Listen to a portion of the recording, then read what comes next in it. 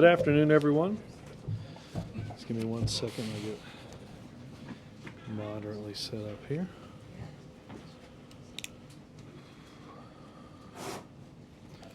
I have no announcements, so take us away. Thanks, Robert. Why does the president think a trip to Copenhagen is going to make that much difference, and what does he hope his appearance there will help? Well, obviously, I think he hopes that he can make a strong case for Chicago and America's bid for the Olympics in 2016. Obviously, any Olympics showcases the country that those Olympics are in, and there's a tangible economic benefit to those games being here, and the president wants to help out America's bid. Did he get a hint that an appearance would help America's bid? Well, I certainly hope that an appearance wouldn't hurt it, but we have gotten no intelligence on that. Yes. Robert, what's the White House's reaction to Iran's test firing of missiles, and how will that affect the atmosphere for the October 1st talks? Well, a couple of things. I mean, obviously these were pre-planned military exercises. I think I would lump any of these into the provocative nature with which Iran has acted on the world stage for a number of years. I would point out that the reason that missile defense decisions have been made in the past couple of weeks to change from something that dealt virtually only with an ICBM threat and dealt more with medium to intermediate range missiles, I think was proven out in many of the pictures that you saw over the past few hours. The decision that Secretary Gates, General Cartwright, the Joint Chiefs, and approved unanimously and forwarded to the President, which the President then approved, is something that deals with the exact threat of medium and intermediate range missiles that you saw Iran testing just today. So the second part of that question was, how does it affect the atmosphere for the October 1st talks, and furthering on that, what specifically does Iran need to do on October 1st to fulfill the President's call that they come clean? Well, look, I think first and foremost, the P5+1 strongly supports the IAEA's call for immediate and unfettered access to Qom, to the facility, to personnel, and to documents that are related to the construction of that facility. I think that's certainly what we would hope that Iran is willing to do, to engage in full transparency and to demonstrate for the world that it will give up its nuclear weapons program and ensure that whatever it does is in the peaceful pursuit of nuclear energy. But is there anything specific that they can do on October 1st to demonstrate that? Sure. They can, as I just said, agree to immediate unfettered access. I think that would be the least that they can do. But Jeff, keep in mind, this is an important day and an important week for the Iranians. They have decisions to make. They have one of two paths that they can take. They can continue the path that they've been on, even while the world has shown conclusive intelligence about a facility in Qom, or it can make a decision to step away from its nuclear weapons program and build confidence in the world and enter into a meaningful relationship with the world based on their own security, but not based on nuclear weapons. Yes, sir. Robert, back in June, when you were asked about whether or not the deadline to close down Gitmo could be reached, you said absolutely. Over the weekend, I'm sure you heard the Secretary of Defense saying that it's going to be tough. What happened? I would believe the Secretary. He always trumps me. I'm sure you do. But what happened between the absolutely and well, look, it's going to be tough? I think we're continuing to make progress. I think we've had more and more people transferred out of Guantanamo Bay. I think first and foremost, then look what you saw this weekend. You had Secretary Gates and Senator McCain both believing strongly, as the President believes, that we have to shut Guantanamo Bay, that it makes us safer. that improves our image around the world. Obviously, we've still got work to do, work that's progressing in reforming military commissions and in locating a permanent detention facility for those that would remain. So is the White House resigned to the fact now that that deadline cannot be? Well, we're not focused on whether or not the deadline will or won't be met on a particular day. We're focused on ensuring that the facility is closed and doing all that has to be done between now and the 22nd of January to make the most progress that we can that's possible. And one other question on the troops to Afghanistan. How close is the president to, I guess, reviewing this assessment strategy and then making a decision on whether or not more troops should be sent in? Well, again, I think you've got good video from Secretary Gates on CNN just this weekend, who mentioned that this was going to be a very deliberative process on the president's part. I assume that any decision is a number of weeks away. I think you saw Secretary Gates say that a resource request that he gets will not be sent here to the White House until he believes, and the president believe, that we're at a position, having reached a consensus on moving forward, how best to resource that consensus. Yes, ma'am. What can you tell us about the lobbying effort behind the scenes that the president sort of already started with the IOC? Well, I don't know that it's much behind the scenes if you're asking me about it. I think it's obviously the president has mentioned this in meetings when we were at the UN and at the G20.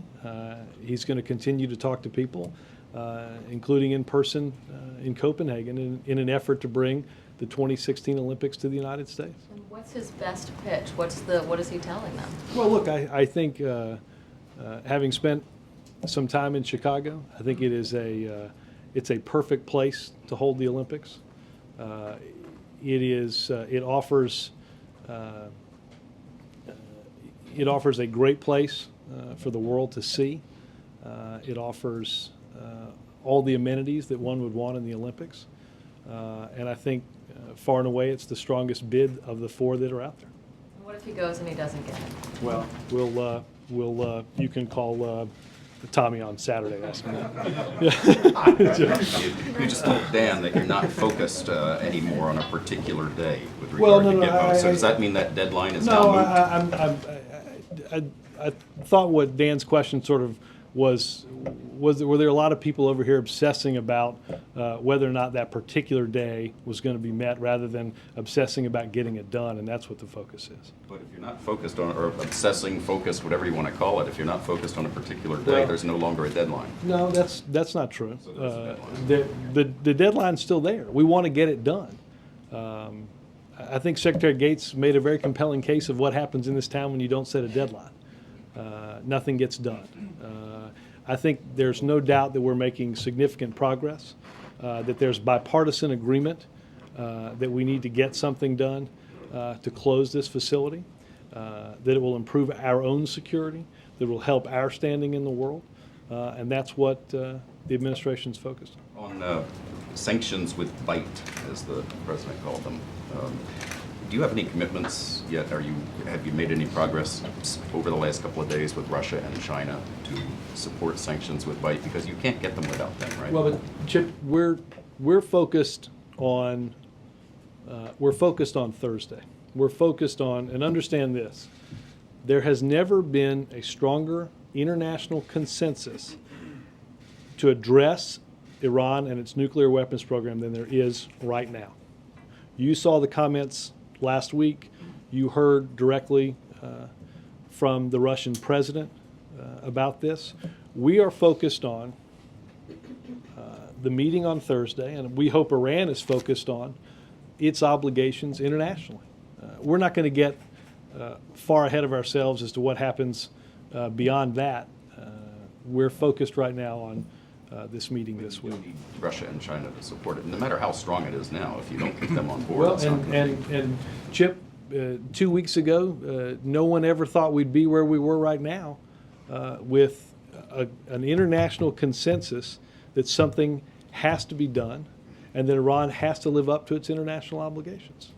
How concerned is the president that any sanctions with bite are going to end up biting the Iranian people harder than anybody? You're a couple of But he's got to be thinking about this. I mean, if But you're thinking about particular sanctions, they're going to hurt the Iranian people who've been through so much already. Again, I'm just not going to get into a lot of conjecture about what happens in December. One question on Copenhagen. The president said, I think it was 12 days ago on the South Lawn, I would make the case in Copenhagen person. Are you saying Copenhagen or Copenhagen, by the way, here at the White House? I say Copenhagen, but I'm not sure I should be the arbiter of Denmark. pronunciations. Denmark is good. Denmark is right. Denmark's a good. The president said, I would make the case in Copenhagen personally if I weren't so firmly committed to making real the promise of quality, affordable health care for every American. He sounded pretty clear that 12 days ago he was not going to go. What changed in the meantime? Is it health care that changed? Does it look like it's in better shape, or is it that this is I think worse the shape? president believes healthcare is in better shape. I believe he felt strongly and personally that he should go and make the case for the United States, and that's what he's going to do. And he's not worried about health care as he seemed to be just 12 days ago, suffering if he went. I think he believes he can do this and get back in time. A couple different topics. First, Afghanistan. Tomorrow, you guys are having a meeting. The President's convening a meeting with the Secretary of State, Secretary of Defense, John Petraeus, all. Obviously, on Afghanistan, is that where he's going to at least lay out a timetable for making his strategy review decision? No. Sort of saying, I think I laid it out. It's a number of weeks. can you lay out a little bit of this tomorrow agenda? Just hearing ideas. The president going to be talking. I mean, what is? Can you give a little more description? We're not going to have a meeting to set a meeting agenda. We're going through the process of assessing where we are, what's changed, what needs to happen, where we need to go. This isn't going to be finished in one meeting. It's not going to be finished in several meetings. But this is the beginning of a process for making some eventual determinations, understanding that, as we've said before, the president came into office. He asked that our policy be reviewed. In late March, in the lead up to elections, the president requested 21,000 additional troops be sent to Afghanistan. The end of that number is beginning to get to Afghanistan now. But I think, again, as you heard Secretary Gates say over the weekend, in that time period, we've had an election that has thus far been inconclusive, and the United States does not predetermine who that winner might be. And secondly,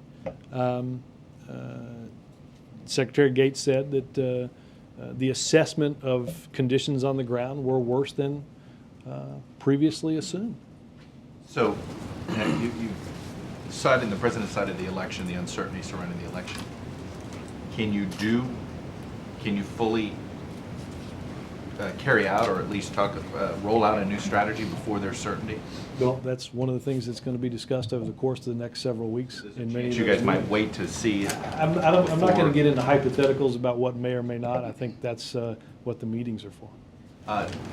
Your Secretary of Education today talked about the possibility of, or I guess an interview over the weekend, talked about the possibility of seeing the school day expanded, shorter summer vacation. How can the federal government influence that? I would direct you to the Secretary of Education. Obviously, I assume there are incentives that can be given. Obviously, these are state decisions, but there are incentives that could be given. You could test grants for all-day schools. I'm sorry, year-round schools. You could do any of those types of things. The president's supportive of all of these. Well, I think the president has talked in the past about the fact that we have to try new things in education to ensure that we're doing everything that we can to educate as best as possible the workforce for tomorrow. Whether that's the president was a big believer and a leader in the Illinois State Senate in expanding the number of charter schools, something that Secretary Duncan has done. And I think the president believes strongly in an education reform agenda and has somebody at the Department of Education that's implementing it. And a New York political question. The White House clearly has a lot of opinion about the governor's race. Does the White House have an opinion about the New York City mayoral race? Would they like to see a Democrat win that? I haven't talked to anybody in political affairs about that. So there's no No preference on who wins that? The Democrat, there is a Democrat. Chuck, I said I hadn't talked to the political affairs office on that, so I'm not going to conjecture. And another Copenhagen question. I'll say Hagen. Okay, so then everyone's represented. Right. I wanted to ask, when you look at the sort of picture here, you have a plane load of, top-level officials, the president himself, Mrs. Obama. The risks are obviously huge if he doesn't bring home the games for Chicago, for his hometown. Call Tom. Right. I appreciate getting into what happens on Saturday, but I don't even know what I'm going to have for dinner okay, tonight. let's go forward then. So what degree is this pre-cooked in any way? Are there any assurances, anything I think I that you addressed know this. about? I think I looked back and addressed this not long It ago. just seems you folks are too savvy to do this with it being totally up in the I air. appreciate that. Thank you. Is the Chicago Host Committee paying any of the costs for President Obama or Mrs. Obama to go to Copenhagen? I can check, but I don't know the answer to that. I assume this is being handled as all presidential travel would be. On another issue, is the White House hearing protests from any Polish or French or Swiss leaders about the arrest of Roman Polanski and the requested extradition? Not that I've heard, but I would direct you to state or DOJ for those specific questions. Yes, ma'am. Can you confirm a recent report that the administration is looking to commit as much as $85 billion to help states give mortgages to low and middle income families? I do think there's a policy that is going to be rolled on that. I don't think the number is quite that high. When do you think that's going to? Sometime, I think, later this week. What do you say to criticism that money should be directed to small business and other areas of the economy? Well, the administration has and will continue to pursue strategies to enable credit to flow to small businesses. I think I think there's not a whole. I wouldn't put a whole lot of weight behind criticism about whether or not there's just one thing one can do to help the economy, or that we're one thing away from the economy doing what we all hope it will do. I think the administration is focused on a level of things, not the least of which is small business. The president hears from small business men and women each day in letters, and particularly at the beginning of the administration, and trying to get access to loans and capital to meet payroll and expand their businesses. Why do you think that money should go to low-income families specifically? Well, again, I'll let Treasury roll out their policy when they're ready. Major. Robert, on Guantanamo, it also appears that the president has signed off on not seeking congressional authorization for a specific long-term detention law to fill the gap. Can you explain why the president believes it's not necessary to seek that law when he implied in the archive speech that decision should not be made by just one man, it should have congressional oversight Well, and approval? as I understand it, based on where we are with the war, that there's existing authority. But in that archive speech, the president left this direct implication that that authorization shouldn't be used as a blanket legal device. It's been a while since I read the archive speech. So I'd have to go back. Because you're acknowledging that the deadline may slip, it seems like one of the things that is crucial to helping close Guantanamo, provide a legal framework for the long-term detainees who fall into the category the president has now discovered is extremely problematic, not only as a matter of law, but as a matter of security. You don't find there's an inconsistency there of trying to find legal justification through Congress to hold them for a prolonged amount of time? No. Why? Just as I explained, I don't. The president does not believe that there's an inherent use to this. That what has been approved by Congress is statutorily sufficient, and that we don't need an additional law. In that respect, you would agree with the previous administration? I haven't looked at the exact legal underpinnings of the previous administration. You just mentioned to Chip that the president believes healthcare is in better shape. Why? I think the Finance Committee continues to make progress. I think soon they'll finish their work, and each of the committees that has jurisdiction of this legislation will have worked through their issues.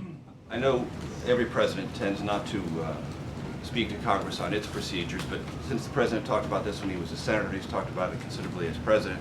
Do you think the Finance Committee should allow a period of time for the public to look at the Finance Committee product before it votes on it in committee, or should wait for a Congressional Budget Office official scoring of that underlying legislation? I'll let individual members and the committee determine that. I think since we're talking about this now for the, we're talking about the committee process for the second week, there's been a lot of time. I want to make sure I understand the answer to Chip's question correctly. Are you saying that the He asked difference like between, four. So can you be are you saying that the more reason that specific? he wasn't going to go to Copenhagen and now is that healthcare is in better shape? Well, no, I don't.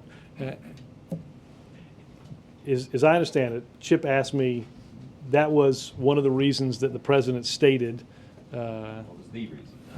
and that while I believe that healthcare's in a better place, and I think he believes healthcare is in a better place, he also believes it's important for him to go and personally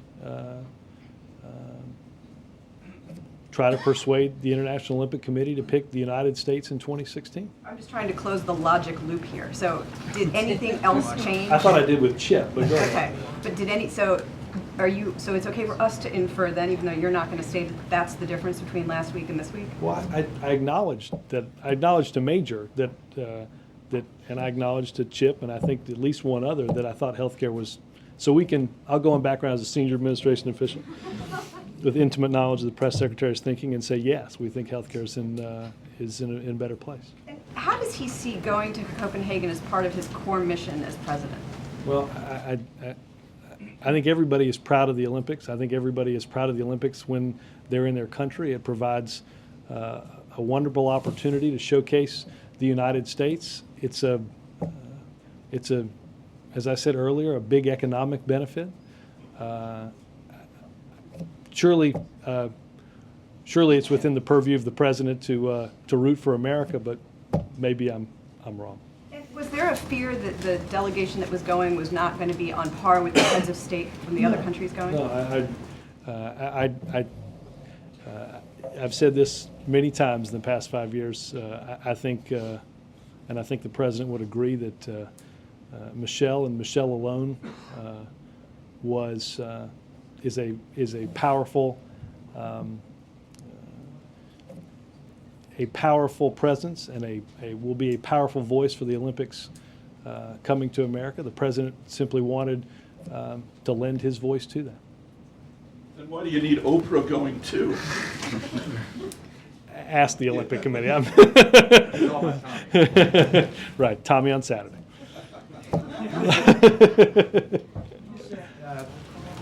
Robert, with respect to the Afghan election, you said that the United States has not predetermined who the winner might be, but the Secretary of State did say at a minister's meeting apparently on Friday the United States assumes it will be President Karzai and will be able to work with him if he does, in fact, emerge. Peter, we believe we'll be able to work with whomever wins that election. It's not for the United States to either determine or predetermine who that winner is or the outcome of that election.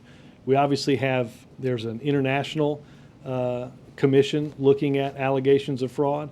There's an internal Afghani commission that's looking at allegations of fraud. And the administration strongly believes that those should be looked at and evaluated.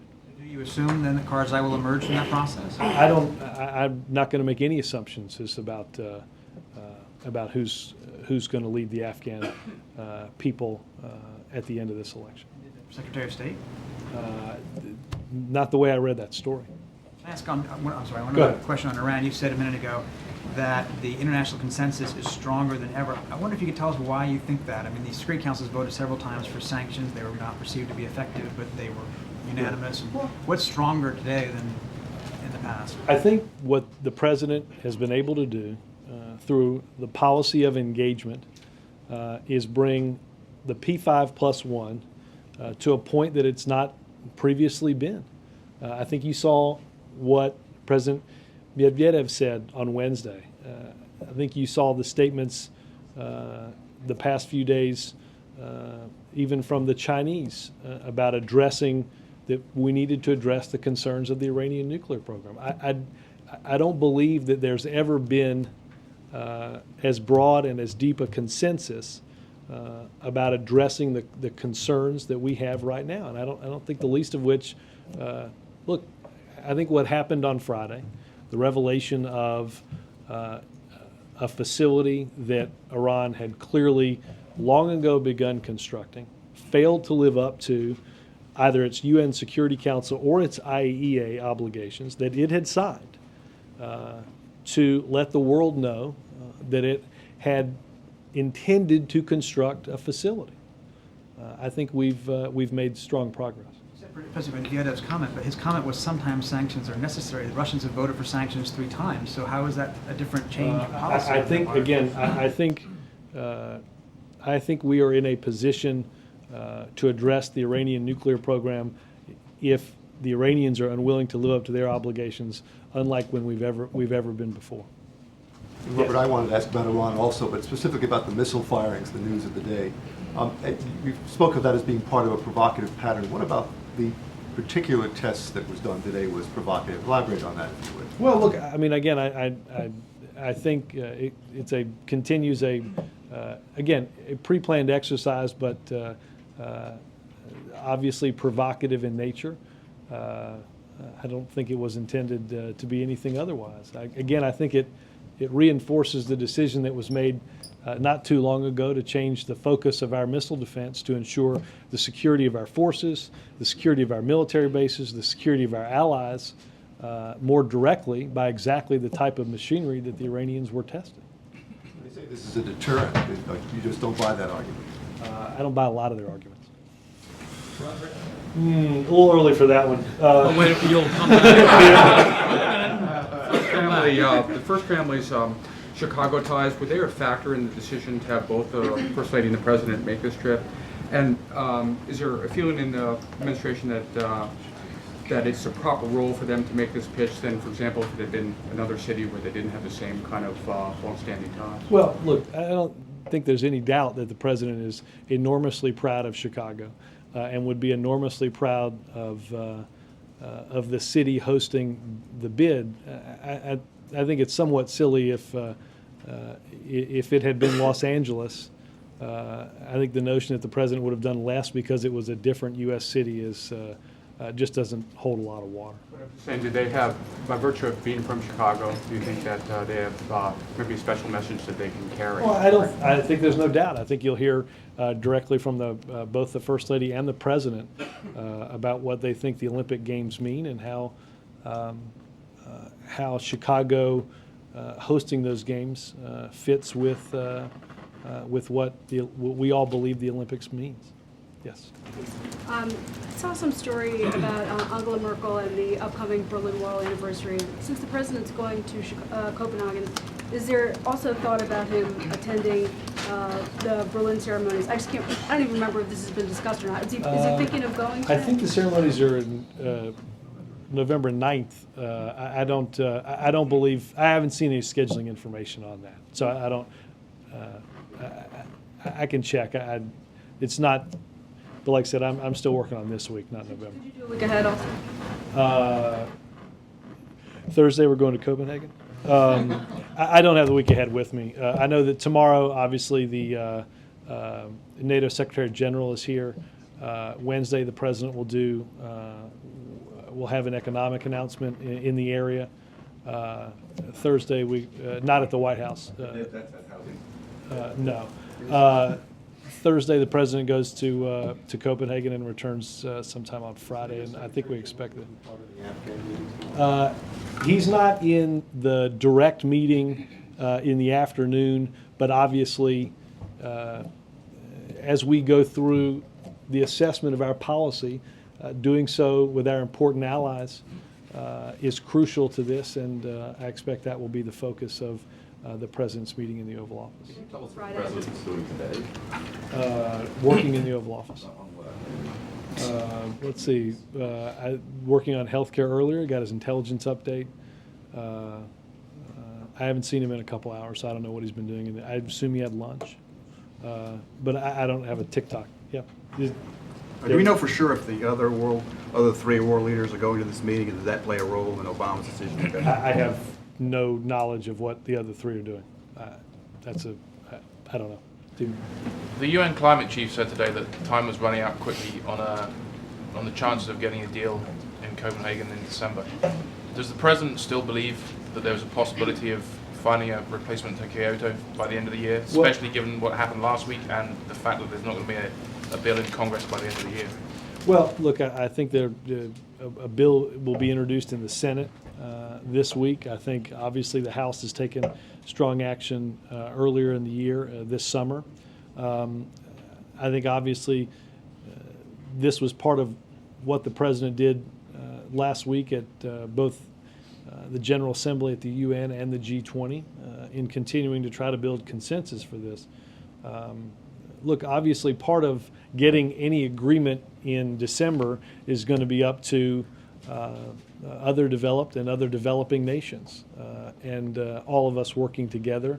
The president will continue with members of his administration to work toward that goal. April? On Copenhagen, is this more official or personal for the president, this trip? This is official, as the President of the United States representing the bid of the United States to host the 2016 Olympics. So it's more about the United States versus Chicago? Yes. It's about the American bid, which is Chicago. Yes, sir. And wait, one more. What other official activities will the president be doing while? I think if you saw the advisory that we emailed several hours ago, there's some meetings on there. But will he Yes, be sir. meeting with the French president as well? Meeting with with Sarkozy in reference to possibly Iran while he's there. reference to Iran. Iran, yes. If I'm not mistaken, they talked on Friday. Yep. Oh, yeah, thanks, Robert. Yeah, if I could touch on two questions. First, on Friday, Congressman Patrick Kennedy had said with reference to electronic health records that patients can opt out of having certain information on those, such as substance abuse, possibly abortions or certain diseases. Does the White House agree with that? Patients allowing opting out? I'm not a health IT expert. I would direct you to somebody. I have no idea. We'll take a crack at number two. Yeah. Okay. Call Tom.